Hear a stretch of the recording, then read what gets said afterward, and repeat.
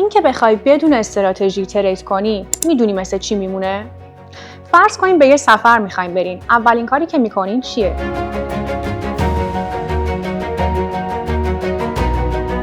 نقشه راه رو مشخص میکنین، نقاط توقف و مسیر رو مشخص میکنین.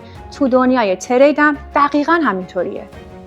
پس با داشتن یه استراتژی خوب میتونی درصد موفقیتت رو بیشتر کنی، ریسکت رو کمتر بکنی، با اعتماد به نفس بیشتری ترید کنی و در آخر و از همه مهمتر استرس کمتری داشته باشی. ویفاکس کالج تو این مسیر کمکت میکنه تا یه استراتژی معاملاتی داشته باشی که هیچ وقت تو این مسیر گم نشی.